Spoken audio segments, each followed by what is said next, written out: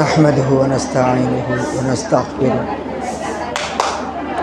ونعوذ بالله من شرور أنفسنا وسيئات أعمالنا من يهده الله فلا مضل له ومن يضلل فلا هادي له أشهد أن لا إله إلا الله وحده لا شريك له وأشهد أن محمدا عبده ورسوله أما بعد அன்பிற்குரிய சகோதரர்களே சகோதரிகளே, இந்த ரமலானிலே சுவர்க்கம் செல்ல வேண்டுமென்ற ஒரு பேர் அவாவோடு நாங்கள் இது போன்ற நிகழ்ச்சிகளில் கலந்து கொள்கிறோம். எங்கள் எல்லோருடைய உன்னதமான நோக்கம், லட்சியம், செயற்பாடுகள் இல்லாவிட்டாலும் சொர்க்கம் போக வேண்டும். நாங்கள் ஏன் நோன்பு பிடிக்கிறோம்? நோன்பு பிடித்தால்தான் சொர்க்கம் போகலாம். நோன்பு பிடித்தால்தான் அல்லாஹ்வுடைய தண்டனையிலிருந்து தப்பலாம். இப்போ மறுமையில் அல்லாஹ்வுடைய தண்டனையிலிருந்து தப்பணுமென்றதுக்காகத்தான் இப்போ நோன்பு பிடிக்கும்.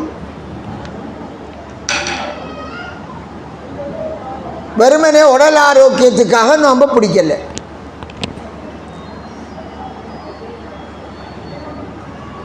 இந்த நோன்பை அல்லாஹு தஆலா ஒரு பாடமாக ஆக்கி வைத்திருக்கிறான். அது என்ன பாடம்? எப்படி அல்லாஹ்வுக்கு பயந்து நடக்கிற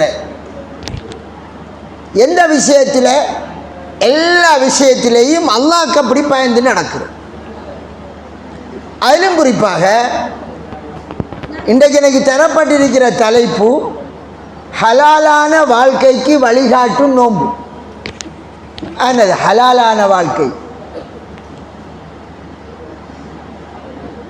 எங்களுடைய செயற்பாடுகளை எடுத்தால் ஹராமான செயற்பாடும் இருக்கு, ஹலாலான செயற்பாடும் இருக்கு. ஹராமான செயற்பாடு, ஒருவன் சாராயம் குடிக்கான், விபச்சாரம் செய்கிறான், இதுவும் ஹராம். இன்னொன்று என்ன? ஹராமான சம்பாத்தியம், அதுவும் ஹராம் தான். இப்போ நாங்கள் நோன்பு பிடிச்சிட்டோம். ஹலாலான வாழ்க்கைக்கு இந்த நோன்பு எங்களுக்கு அப்படி பயிற்சி தருது. அதை கொஞ்சம் நாம் சீர்தூக்கி பார்ப்போம். இன்று பகலெல்லாம் எங்களில் எத்தனையோ பேருக்கு சரியாக பசிச்சிருக்கும், நிறைய பேருக்கு தாகம் வந்திருக்கும். ஒழு செய்வோம் நாம, அந்த நேரம் கைக்குள்ளே சொட்டு தண்ணி எடுக்கிற நாம வாயை கொப்பளிக்க அப்படியே உள்ளுக்குட்டா இருக்கா தெரியுமா? தெரியுமா? தெரிய மாட்டான். ஆனால் விட மாட்டோம். ஏன் விட மாட்டோம்? ஒருத்தருக்கு தானே தெரியா, மேலுக்கு அவன் பார்த்துக்கிறான். பாத்ரூமுக்கு ஒன்றும் செய்ய போகிறோம், ரூமுக்குள்ளே ஒத்தரும் இல்லை, பாத்ரூமுக்கு நாம மட்டும்தான். அழகா முடக்கா தண்ணியை குடிச்சு போட்டு வந்து நோன்பு திறக்கும் வரையில் இருக்கலாமா இல்லையா? யாருக்கும் தெரியுமா? ஒருத்தருக்கும் தெரிய மாட்டான். ஏன் நாம் தண்ணியை குடிப்பதில்லை?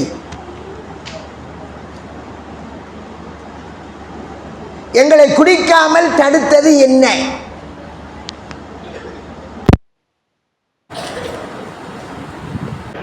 இந்த கேள்விக்கான பதில், அந்த பதில்தான் ஒரு ஹலாலான வாழ்க்கைக்கு இந்த நோன்பு வழிகாட்டுது. அப்ப அந்த நேரம் நாம ஏன் தண்ணி குடிக்காம இருக்கோம்? அல்லாஹ் பார்த்துக்கிறான். நாம ஆருக்கும் மறைச்சு குடிக்கலாம், அவனுக்கு மட்டும் மறைக்க இயலாது. அதனால நாம எப்படி மறைச்சாலும் அவனுக்கு தெரியும். நம்முடைய நோன்பு பாழாயிரும். நோன்பு பாழானால் நாம குற்றவாளி ஆயிருவோம், நாம நரகவாதி ஆயிருவோம். இதனால தச்சையெல்லாம் மறந்து வாய்க்குள்ள தண்ணி எடுத்தா கூட என்னஞ்சிருவோம், வாய்க்குள்ள தண்ணி எடுத்தோம், சொட்டு வாய்க்குள்ள தொண்டைக்குள்ள இறங்கிட்டு நோன்பு வந்து நிரப்பு வந்தது, உடனே என்ன செய்யறோம், உடனே துப்புறோம். எங்களை துப்ப வைத்தது என்ன? அல்லாஹ் பார்த்துக்கிறிக்கானே, அவனுக்கு மறைவாக செய்ய முடியாது என்றேதானே. அன்பிற்குரிய சகோதர சகோதரிகளே, நோம்பில மட்டும்தான் அல்லாஹ் பார்த்துக்கிறிக்கானா? நோம்பில மட்டும்தான் நாம சாப்பிடுறது அது ஹராமோ ஹலாலோ அல்லாஹ் பார்த்திருக்கான். மற்ற காலத்தில் அந்த அல்லாஹ் எங்க போறான்? நம்முடைய செயற்பாடு எப்படி இருக்கு? நாம ஹலாலா சம்பாதித்த காசி, ஹலாலான உணவு, அந்த ஹலாலான உணவை ஏனைய காலங்களில் சாப்பிட்டோம். ஆனா நாம் என்ன செய்யறோம்? இந்த காலத்தில் அல்லாஹ் பார்த்திருக்கான் என்று அல்லாஹ்க்கு பயந்து ஹலாலான காசிக்கு வாங்கினதை தள்ளி வைக்கும்.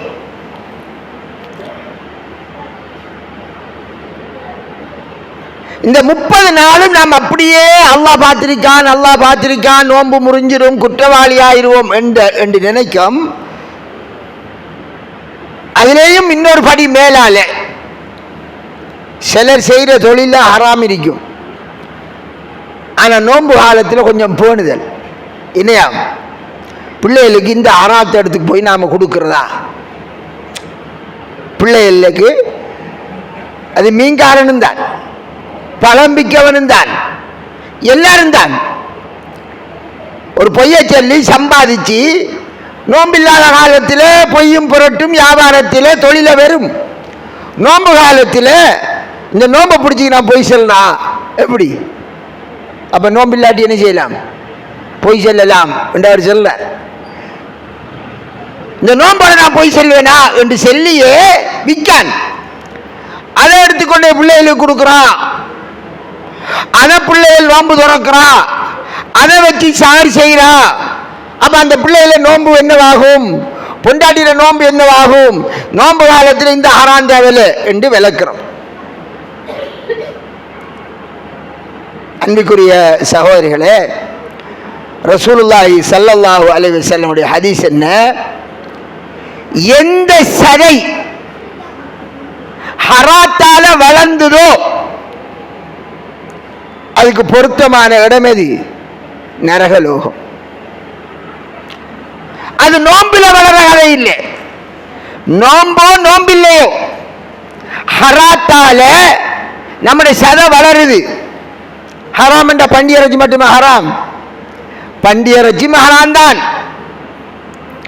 நாரின மீன், அழகான மீன், கரவரையில் இப்பாம் பிடிச்ச மீன் என்று சொல்லி வித்து குப்பையில் ஒரு மீன் வித்து அது ஒரு 1000 ரூபாய் காசு எடுத்துக்கு வந்தால் அதுவும் ஹராம் தான். உதாரணத்துக்கு சொன்ன நம்மளாக்கள் பண்டி இறைச்சி விற்பாங்களா? இருக்காது. சிலர் விற்பாங்க. இந்த வயல்கள் அம்புட்டா சிங்களாக்களுக்கு கொடுக்குறான். விற்கிறல்ல சிங்களாக்கள். நமக்கு தான் ஹராமாம், அவியலுக்கு ஹலாலாம். அப்படியா? விபச்சாரம் நமக்கும் ஹராம், அவனுக்கும் ஹராம். சாராயம் நமக்கும் ஹராம், அவனுக்கும் ஹராம். அல்லாஹ் ஹராமாக்கினது எல்லாருக்கும் ஹராம் தான். பண்டி இறைச்சி வித்து ஒருத்தன் காசு எடுத்து சாப்பிடுவதை விட மிக பெரும் பாவம் ஒருவனை ஏமாற்றி அவனுடைய காசை சம்பாதித்து சாப்பிடுவது. ஏண்டா பண்டி இறைச்சி வித்து ஆரையும் ஏமாத்துற வேலை வருமா? பண்டி இறைச்சி என்று ஒரு அந்நியனுக்கு விற்க ஹராம் தான். அதை விட பெரிய பாவம் ஒருவனை ஏமாற்றி ஒரு சாமான நல்லதென்று சொல்லி கூடாத சாமான வித்து அதுல காசு வந்தால் அது பச்சை ஹராம். அவனுக்கு 2 பாவம். மறுமை நாளையில எவனை ஏமாற்றப்பட்டதோ அவனுக்கு இவர் செஞ்ச நன்மை எல்லாம் தூக்கி கொடுக்கணும். அந்த 1000 ரூபாய்க்கு அது எத்தனை தொழுகை எத்தனை நோன்பு அது தெரியா.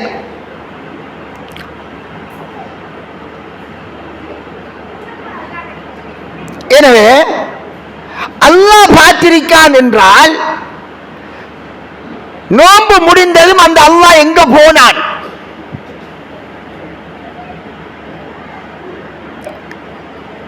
இந்த நோன்பு காலத்தில் நாம ஹராம் சாப்பிடப்படா ஹலாலா சம்பாதித்ததையும் சாப்பிடாம இருக்கும். ஒருவர் கல்யாணம் முடிக்கார், சரியா? நோன்புக்கு 2 நாளைக்கு முந்தி கல்யாணம் முடிச்சார். புத்தா புது பொண்ணு கல்யாணம் முடிச்ச அவருக்கு என்ன வரும்? மனைவியோட ராசை வரும். ஆனா நோன்பு அவங்க 2 பேரும் தான் ரூம்ல தங்குவாங்க. ஆசையை தீர்த்துக் கொள்ள இயலாது.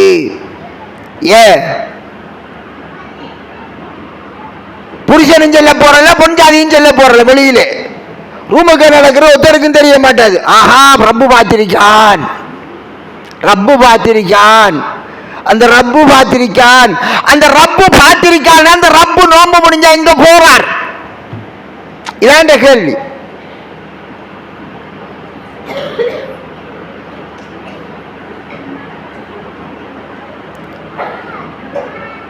எங்களுடைய செயற்பாடுகள் ரசூலுல்லாஹி ஸல்லல்லாஹு அலைஹி வஸல்லம் இது கூடாது, இது கூடாது, இது ஹராம், இது செய்யப்படாது நிறைய விஷயம் சொல்லியிருக்காங்க.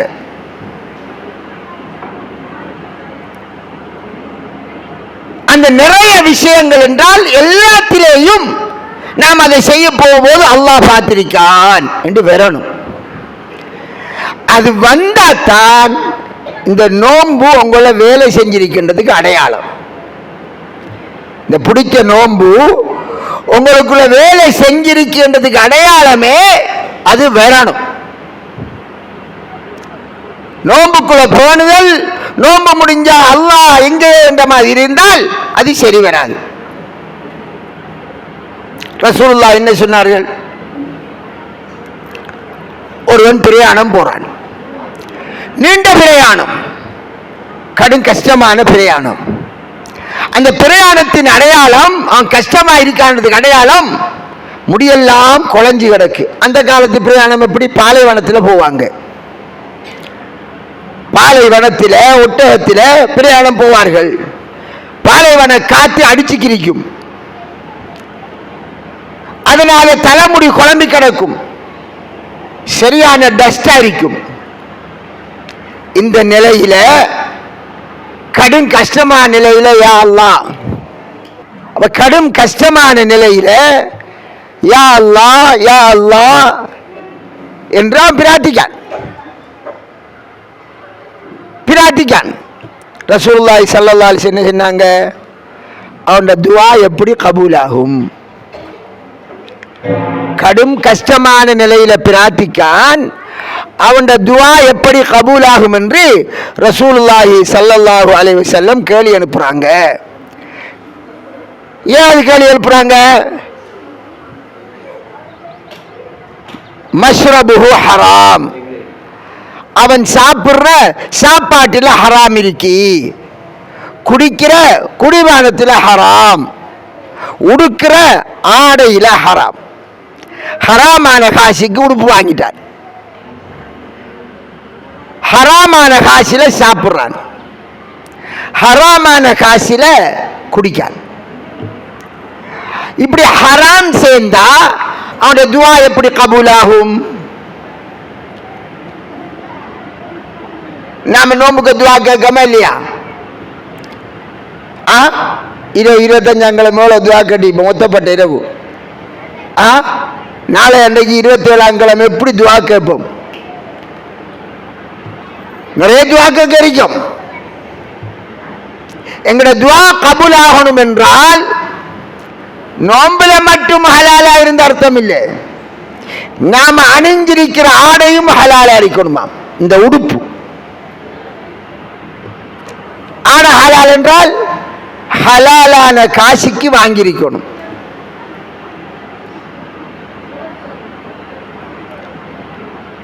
பொம்பளைகளுக்கு தெரியாம இருக்கலாம், புருஷன்மார் உழைக்கிறதுல உள்ள சில விடயங்கள் எல்லாத்தையும் செல்வானா புருஷன் செல்ல மாட்டான். சில வச்சுன்னா என்னத்துக்கு இந்த பாவத்தை செல்லு கொண்டாடி சொல்லிடுவாள் சில பொஞ்சாதிமார். அதனால சொல்லவில்லையோ, புருஷன் உழைச்சித்தார காசாக இருந்தாலும் எங்களுக்கு வாரிசு அடிப்படையில் வந்ததாக இருந்தாலும் ஹலாலாக இருக்கணும். நான் அதிகமாக சொல்லக்கூடிய ஒரு விஷயம், ரசூலுல்லாஹி ஸல்லல்லாஹு அலைஹி வஸல்லம் அவர்கள் ஒருவருடைய சொத்திலே இன்னொருவருக்கு எவ்வளவு பங்கு இருக்கு என்று சொல்லாங்க. இப்ப நீங்க உழைக்க ஒரு 50 லட்சம் உழைச்சிட்டீங்க. இந்த 50 லட்சத்தில் 2.5% ஆருக்கு சொந்தம்? ஆருக்கு சொந்தம்? ஏழைகளுக்கு சொந்தம். 50 லட்சத்தில் 2.5% என்றால் 1,25,000. நீங்க அதை ஏழைகளுக்கு கொடுக்கல. அல்லாஹ் குர்ஆன்ல என்ன சொல்றான்? வல்லதீன யக்னிசூன الذهب والفضة ولا ينفقونها في سبيل الله. தங்கத்தை வெள்ளிய பணத்தை யார் சேமித்து அதை ஏழைகளுக்கு கொடுக்கவில்லையோ, அல்லாஹ்வுடைய பாதையிலே செலவழிக்க வேண்டியதை செலவழிக்கவில்லையோ, அவரை நரகத்தில் போட்டு நெருப்பால் சூடிடப்படும் என்று அல்லாஹ் சொல்றான். நரக தண்டனை. அப்ப நாம சம்பாதித்தது, நான் சம்பாதித்ததில் 100க்கு 2.5 ஏழைகளுக்கு கொடுக்கவில்லை என்றால் எனக்கு நரகலோகம் என்றா, நாம கஷ்டப்பட்டு சம்பாதித்ததிலே கொடுக்கணும். கொடுக்காட்டி நரகலோகம் என்றால், நாம சம்பாதிக்காதது ஊராருக்கு சேர வேண்டிய சொத்தை அபகரிச்சா எப்படி இருக்கும்? அதுக்கு அல்லாஹ் சொல்லான், அவளுக்கு நிரந்தர நரகம். என்ன சொல்லான்? நிரந்தர நரகம் என்கார். நமது கிழக்கு மாகாணம், இந்த கிழக்கு மாகாணத்தில் பொதுவாக ஒரு வாப்பா சொத்தை உழைச்சால், அது ஒரு உம்மாக்கு சொத்து இருந்தா என்ன செய்வாங்க? அவருக்கு 2 ஆம்பளை பிள்ளையும் ஒரு பொம்பளை பிள்ளையும் வச்சுக்குவோம். 3 ஏக்கர் காணி, ஒரு வீடு வளவு இருக்கு. அந்த உம்மா என்ன செய்வா?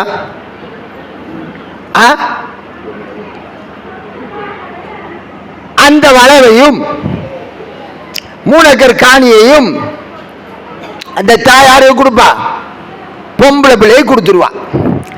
அப்படி கொடுக்கப்பட்ட ஆட்கள் தான் நகுந்திகிரி பேர் நிறைய பேர். ஆம்பளை பிள்ளைக்கு என்ன கொடுப்பாவா? ஆம்பளைக்கு பிள்ளைக்கு ஒன்று செய்வா. டே, அந்த வீடு பழசா பேத்தி பிள்ளையால் கல்யாணம் முடிக்கணும், பிள்ளைக்கு புது வீடு கட்டணும், நீங்க 2 முளைச்சி தாங்கும். அவனுக்கு ஒன்றும் கொடுக்கல, இருக்கிற வீட உடைச்சி போட்டு புது வீடு கட்டி தரட்டாம். ஆருக்கு? கட்டினம் குடி இருக்கிறதுக்கா? இல்ல அந்த உம்மா குடி இருக்கிறதுக்கா?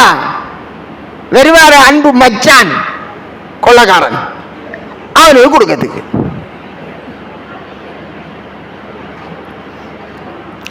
இப்ப இவரத்தை நடக்கத்தை சொல்ல, நான் இப்ப எடுத்துற தலைப்பு என்ன?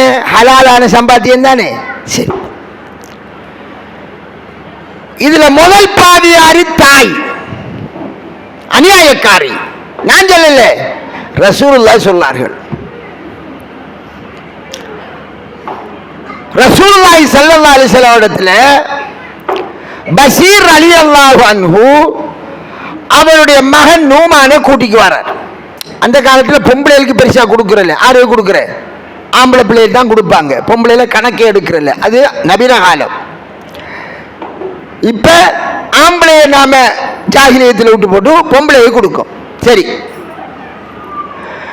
பஷீர் ரலியல்லாஹு அன்ஹு அவருடைய மனைவி அவன் பாரா, அல்லாஹ்வுடைய தூதரே, என்ற பொன்சாதி ஒரு வருஷமா செல்றான், என்னுடைய இந்த மகனுக்கு ஒரு ஸ்பெஷலா ஒன்று கொடுக்குமாறு ஒரு கிஃப்ட். அப்ப ரசூலுல்லாஹ் கேட்டாங்க, உனக்கு வேற ஆம்பளை பிள்ளைகளும் இருக்காண்டு, வேற ஆம்பளை பிள்ளைகளும் இருக்கா? ஓம். மற்ற பிள்ளைகளுக்கும் கொடுப்பையாண்டு கேட்டார்கள். இல்ல.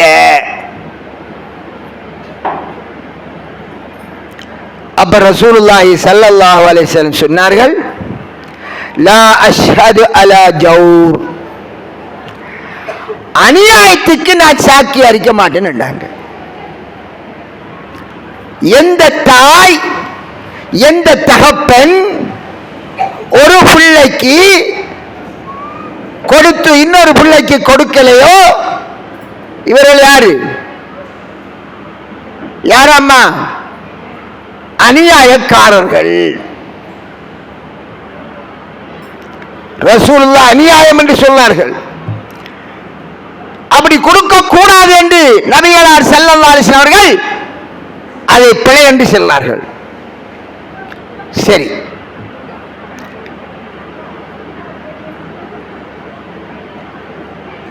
இந்த அநியாய அடிப்படையில் ஒரு பொம்பளைக்கு சொத்து வருகிறது.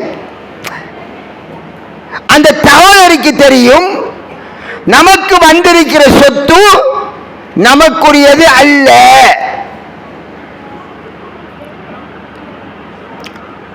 நமக்குரியது எது? ஒரு பொம்பளைக்கு எத்தனை பங்கு, ஆம்பளைக்கு எத்தனை பங்கு தெரியுமா? 100 ரூபாய் காசு இருக்குன்னு வச்சுக்குவோம். 100 ரூபாய் காசு கணக்கு பார்க்க தெரியும் தானே எல்லாருக்கும். சின்ன சின்ன பிள்ளை எல்லாம் அமெரிக்கால படிச்சுட்டு பேர். அல்லாஹ் குர்ஆன் என்ன சொன்னான்? லிஸ்ஸக்கரி மிஸ்லு ஹல்லில் உன்தையை, ஒரு ஆம்பளைக்கு 2 பொம்பளை கொடுக்கிற பங்கு போகுமா? யார் சொன்னது? அல்லாஹ். யார் சொன்னமா? அல்லாஹ். எங்க சொல்லியிருக்கான்? குர்ஆனிலே சூரத்து நிசாவிலே அழகா சொல்லியிருக்கான்.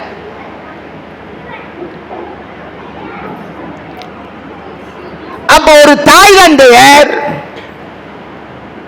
அதுல சொத்து எப்படி போகணும்? பிள்ளைக்கு 100 ரூபாய் காசு என்றால் ஒரு ஆம்பளை 2 பொம்பளைக்கு சமன். ஒரு ஆம்பளை 2 பொம்பளைக்கு சமன். அப்ப 2 ஆம்பளையும் ஒரு பொம்பளை பிள்ளையும் இருந்தா அவருக்கு எத்தனை பொம்பளை இருக்கிறா? பிள்ளைக்கு 5 பொம்பளை இருக்கின்ற கருத்து. கணக்கு விளங்குதா? 5 பொம்பளை இருக்கிற மாதிரி. அந்த 100 ரூபாவை 5ஆ பிரிக்கணும். பிரிச்சு 5ஆ பிரிச்சா எவ்வளவு வர போகுது? 20 ரூபா வரும். பொம்பளை பிள்ளைக்கு 20 ரூபா. ஒரு ஆம்பளை பிள்ளைக்கு 2 மடங்கு எவ்வளவு? 40 ரூபா. அடுத்த ஆம்பளை பிள்ளைக்கு எவ்வளவு? 40 ரூபா. இப்படித்தான் அல்லாஹ் கணக்கு வச்சிருக்கார். யார் போட்ட கணக்கு? அல்லாஹ். அந்த அல்லாஹ் பார்த்துக்கிருக்கான். அந்த கணக்குக்கு மாற்றமாக உம்மா என்ன செஞ்சிட்டா? அப்படியே எல்லாத்தையும் சேர்த்து மொத்தமா பொம்பளை பிள்ளை கொடுத்துட்டா. இந்த உம்மா யாரு? அல்லாஹ்வுடைய பார்வையில அநியாயக்காரர்,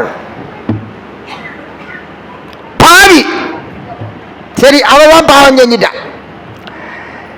இப்ப ஆம்பளை பிள்ளைக்கு கொடுக்க வேண்டியதை எனக்கு தந்திருக்கா? பொம்பளைக்கு எவ்வளவு வந்திருக்கு? எனக்கு 5 புடிச்சோண்டு தான் கிடைக்கும். ஆனா எவ்வளவு வந்திருக்கு? 5 பங்கு விலைக்கு வந்துட்டு ஒரு பொம்பளை பிள்ளையா மொத்தமாக விலைக்கு வந்துட்டு பொம்பளை பிள்ளையாமட்டு. எனக்கு தெரியுது என்ற சகோதரர்களுக்கு சேர வேண்டிய சொத்தை எங்க உம்மா அநியாயமா எனக்கு தந்திருக்கா. இப்ப நான் அதை என்ன செய்யறேன், ரசிச்சு ருசிச்சு சாப்பிடுறேன், அதுல நோன்பு பிடிக்கன், அதுல சகர் செய்யறேன். நான் கதைக்கிறது வளர்ந்துடாமா?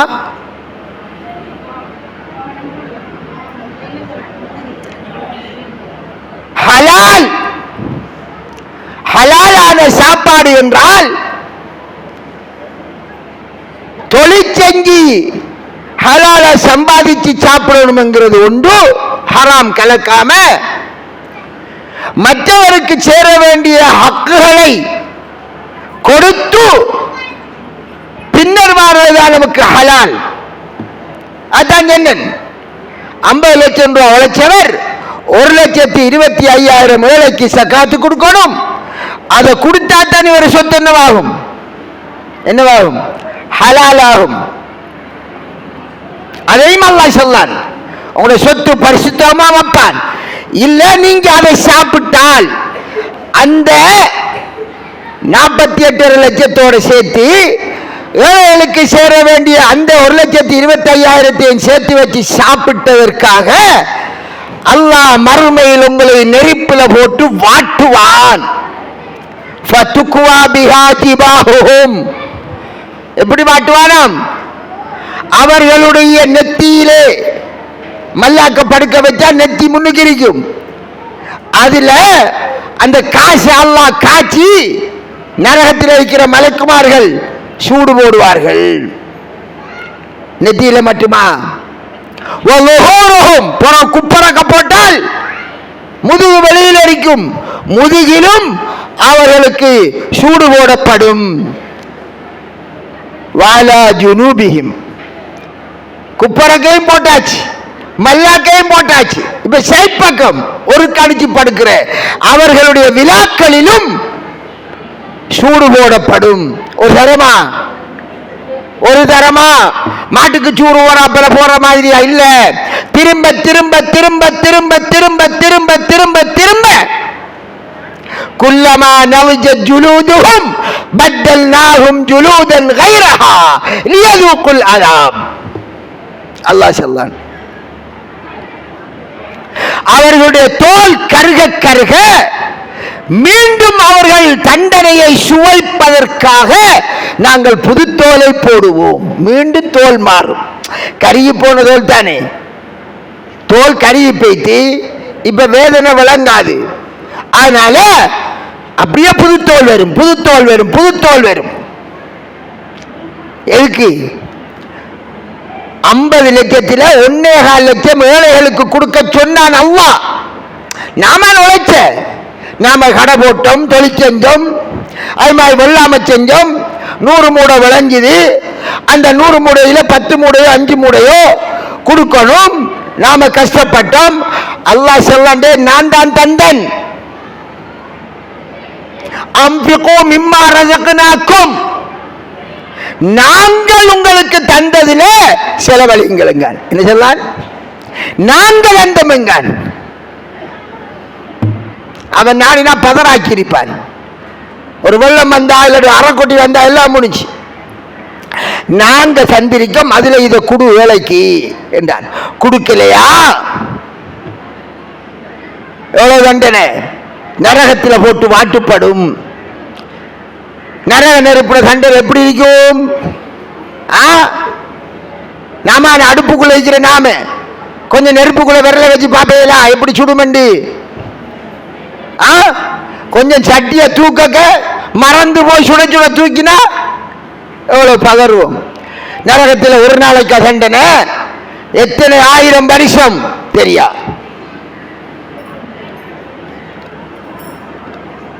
இது நாம உழைச்ச காசில கொடுக்க சொன்னது கொடுக்காதுக்கு.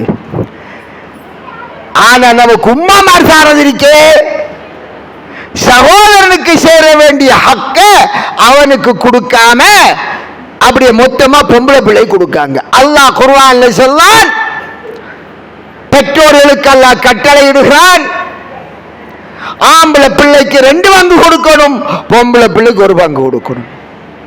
தெரியுது, நாம என்ன செய்யறேன், அப்படியே அதுல நாம வாழ்றேன். அந்த 3 ஏக்கர் பூமியில நாம வெள்ளாம செய்யறேன். கூட பிறந்த சகோதரனுக்கு ஒன்றும் இல்லை.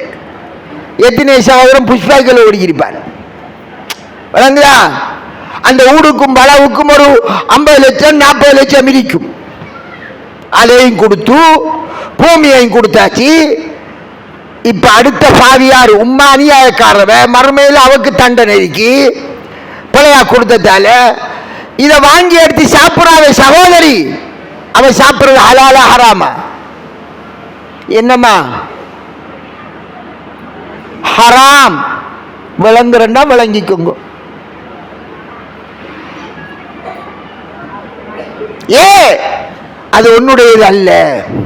உனக்கு 5 பிடிச்ச ஒரு பங்கு தான் உனக்கு உரிமை. மற்ற 4 பங்கு உன் சகோதரனுக்கு சொந்தம். அநியாயமாக அவன் செஞ்சுட்டா அந்த வேலையை, ஆனா உனக்கு தெரியுது எடுக்கக்கூடாது. சகோதரி அனுபவிக்கார். அதுக்கப்பால மற்றவர் யாரு? வீட்டுக்கு வந்த ராசா, மாலை போட்டு வர வைத்த ராசா இருக்கலா, அவர் நெருப்பத்திங்கார். பச்சை 24 கரட் நெருப்பு. நான் சொல்லல, அல்லாஹ் சொல்லான். எத்தனையோ வீட்டுல பாப்பா மௌத்தா வைத்துருவார், 2 ஆம்பளை பிள்ளையும் 1 பொம்பளை பிள்ளையும் வச்சுக்கோ. பாப்பா மௌத்தான பிள்ளைகளுக்கு ஆரண்டு சொல்ல அனாதை, அப்படித்தானே? சரி, அது பாப்பாட சொத்தாரிக்கும், அது உம்மாட சொத்தாரிக்கும். இப்போ எப்படி என்ன செய்யற? எல்லாரும் பொம்பளை பிள்ளைய கரையேற்றுவோம் எல்லாத்தையும் கொடுத்தாச்சு. அதுல ஆம்பளை பிள்ளைக்கு பங்கு இருக்கு. அந்த பங்கை சேர்த்து வாரம் மச்சான் திங்க போறார். 6 பங்கு அது அனாதை பிள்ளைகளின் பங்கு. மாபெரிய 7 பாவம் இருக்கு. ரசூலுல்லாஹி சொன்னாங்க, சபுல் மூபிகாத் இஜ்தனிபு சபஅல் மூபிகாத், மாபெரிய 7 பாவங்களை தவிந்து கொள்ளுங்கள். யாருக்கும் தெரியுமா? அதுல ஒன்று என்ன? வட்டி சாப்பிடுறது. இன்னொன்று என்ன? அனாதை தகப்பன் இல்லாத பிள்ளைகளின் சொத்தை சாப்பிடுதல். தகப்பன் இல்லாத பிள்ளைகளுக்கு சேர வேண்டிய சொத்தை சாப்பிடுதல் மாபெரிய 7 பாவத்தில் ஒன்று. மாபெரிய பாவம். அப்ப வார மச்சான் என்ன செய்யறாரு? அதை சாப்பிடுறார். மச்சினமார் சொத்துக்குரியவன் அவன். அந்த வீட்டில் 4 பங்கு அவனுக்கு சொந்தம். மச்சினமார விரட்டி விட்டுருவார். பாவம். அல்லாஹ் குர்ஆன் என்ன சொல்றான்? இன்னல்லதீன யகுலூன அம்வாலல் யதாமா ظுல்மா, அனாதைகளுக்கு சேர வேண்டிய சொத்துக்களை அநியாயமாக சாப்பிடுகிறார்களே, இன்னமா யகுலூன ஃபீ புதூனிஹிம் நாரா, அவர்களுடைய வயிறுகளிலே அவர்கள் சாப்பிடுவதெல்லாம் நெருப்பைத்தான்.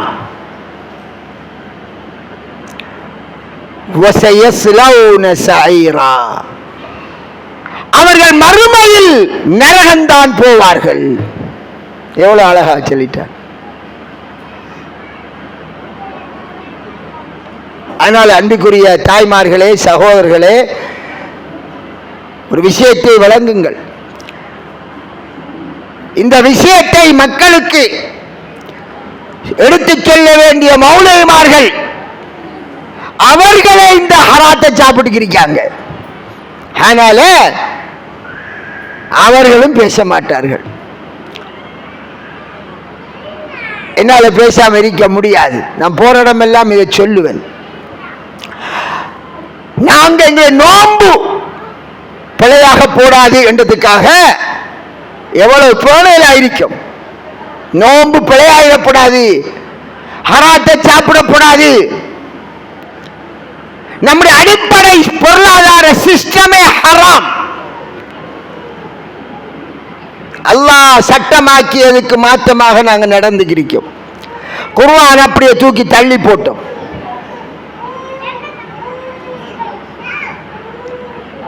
இதில் ஆகப்பெரிய போல தாய்மார்கள், பெற்றோர் வாழையடி வாழையாக இந்த ஹராத்தை ஹலாலாக செய்கிறார்கள். அதுக்கு அடுத்த போல வார மச்சாமார். அதனாலதான் மச்சாமாருக்கு சொல்கிறோம், உங்களுக்கு ஹக்கு இல்லாததை, உரிமை இல்லாததை, நீ காசு, நீ உழைச்சது, நீ கஷ்டப்பட்டு நீ உழைச்சது, அது உனக்கு ஹலால். அப்படி இல்லாமல் நீ வச்சிருக்கிற வீடா இருக்கட்டும், வாகனமா இருக்கட்டும், உன் மச்சினன்மாருக்கு சேர வேண்டியதிலிருந்து வந்தால்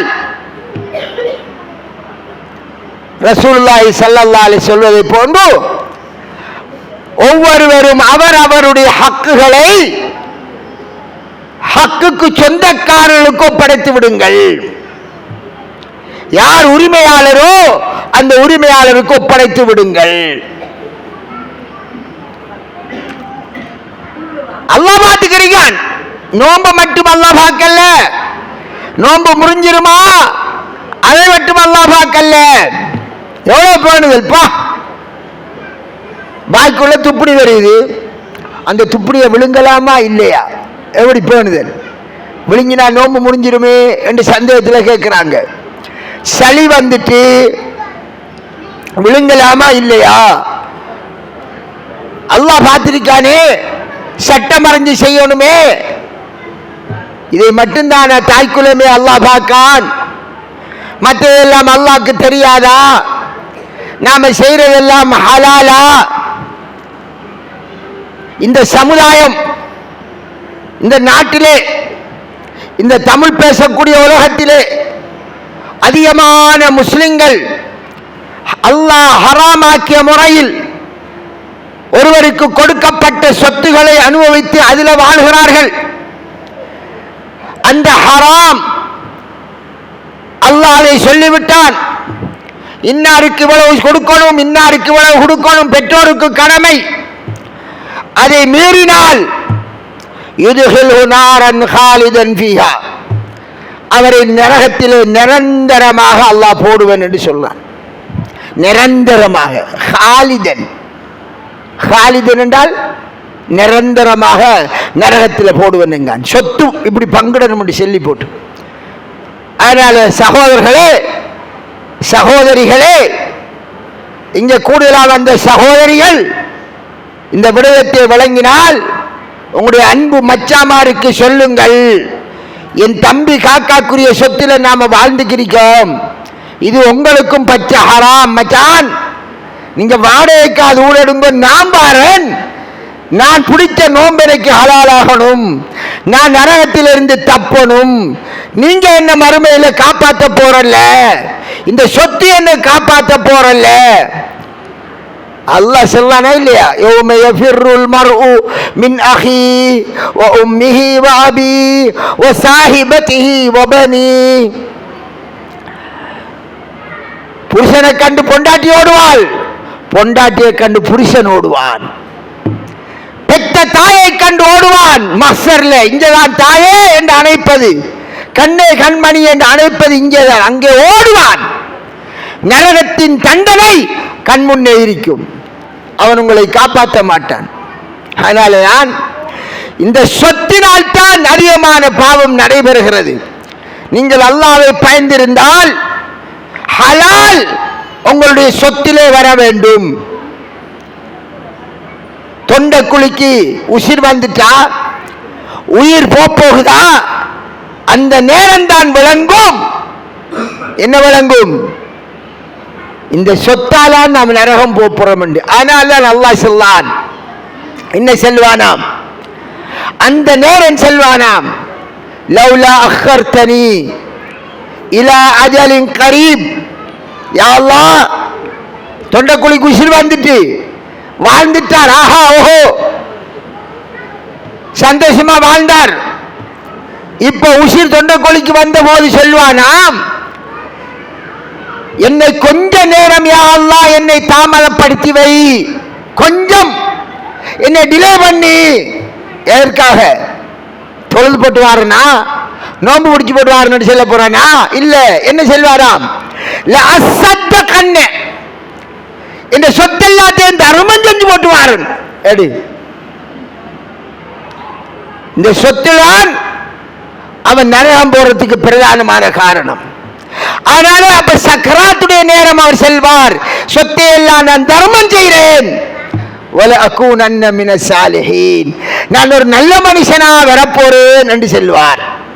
தாய்மார்களே, சொத்து பேராசையினால் உலகத்தில் நான் நினைக்கிறபடி நல்லா வாழணுங்கிறதால் உங்களோட ஆம்பளை பிள்ளைகளுக்கு சேர வேண்டியதை நீங்கள் கொடுக்காமல் பொம்பளை பிள்ளைக்கு முழுவதையும் கொடுத்து நீங்களும் நரகவாதியாகி பிள்ளைகளை நரகவாதி ஆக்குறையில். இது மாபெரிய பாவம். ஒரு தாய்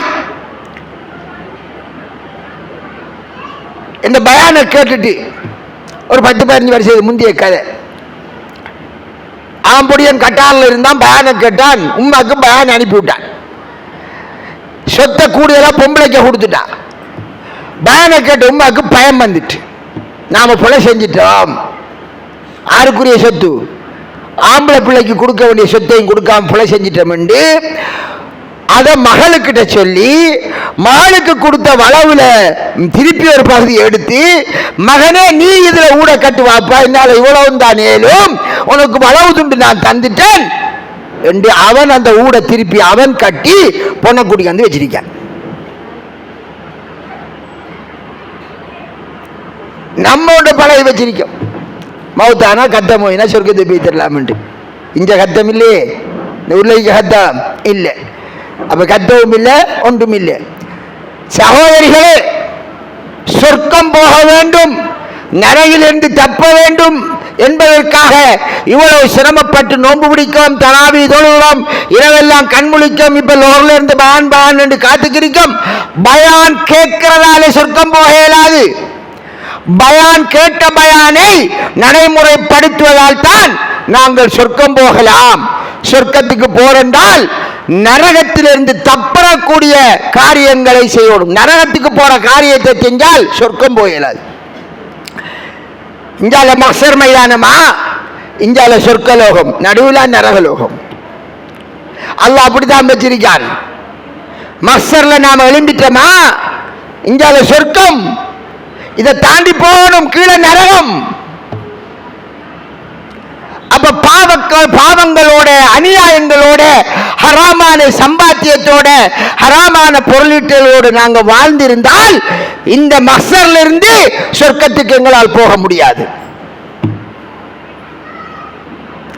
மக்சர்ல இருந்து சொர்க்கத்துக்கு போறது அவருடைய ஈமான், அவருடைய அமல்கள், நல்ல அமல்கள்.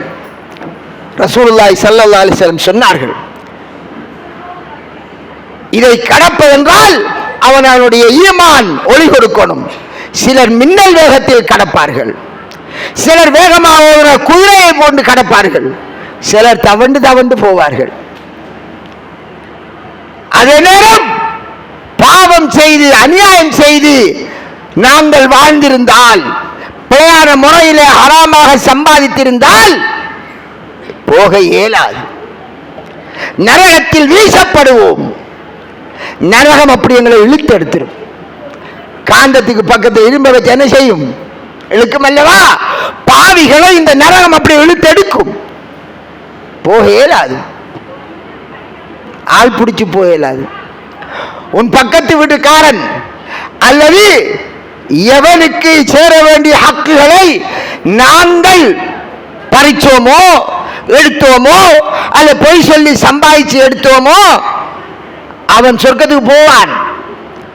குர்ஆன்ல அல்லாஹ் ஸல்லல்லாஹு சொர்க்கம் போகும்போது இஸ்ஆனூருஹும் பைன ஐதீஹிம், அவர்களுடைய ஒளி முன்னுக்கு வெளிச்சம் கொடுத்துக்கிருக்கும். அவ அப்படி என்ன அடுத்து மஹ்ஷர் மைதானத்திலிருந்து சொர்க்கத்துக்கு போகும்போது இது இருட்டு, ஒரு இருண்ட பாதை. அந்த இருண்ட பாதையை தாண்டறதுக்கு என்ன வேணும்? வெளிச்சம். அந்த வெளிச்சம் எங்களுடைய ஈமானும் நல்ல அமல்களும் கொடுத்துக்கிருக்கும். நூறுகும் வெளிச்சம் இருக்கும். நம்முடைய ஊர்களில் மோட்டார் பைக்கில் வரக்க வெளிச்சம் பைத்து இருட்டு ரோட்டு. அப்ப என்ன தேவை? இன்னொரு மோட்டார் பைக்கில் வந்தா அவன் வெளிச்சம் இருந்தா அதுல நாம பின்னால போவோம் அல்லவா? இது மாதிரி மஹ்ஷர் மைதானத்தில் மாட்டிக்கிட்டவர்கள், அநியாயம் செய்யப்பட்ட, அநியாயம் செய்தவர்கள், பிழையாக சம்பாதித்தவர்கள், ஹராமானதை அனுபவித்து வாழ்ந்தவர்கள், அல்லாஹ்வுடைய வரம்புகளை மீறியவர்கள், பக்கத்திலே தனக்கு தெரிந்தவர்கள் சொர்க்கத்துக்கு போகும்போது அந்த வெளிச்சத்தை பார்ப்பார்கள். பார்த்து சொல்வார்கள், நில்லுங்கள் நில்லுங்கள், நக்தபிஷு மின் நூரிக்கும், உங்களுடைய வெளிச்சத்தில் நாங்களும் பாரோம்.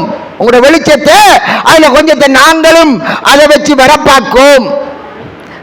அல்லாஹ் ரெண்டு சாராருக்கு இடையில ஒரு தடுப்பை ஏற்படுத்திடுவான். அதனால தாய்மார்களே, ரசூலுல்லாஹ் சொன்ன கடைசி செய்தியை சொல்லி நான் பயானை முடிக்கிறேன். என்ன சொன்னார்கள்? ஃபாத்திமா. ஆர் ஃபாத்திமா? நபிகளாருடைய ஈரக்கொழுந்து ஃபாத்திமா ரலியல்லாஹு அன்ஹா சின்னொரு கஷ்டப்படுறதையும் விரும்ப மாட்டார்கள்.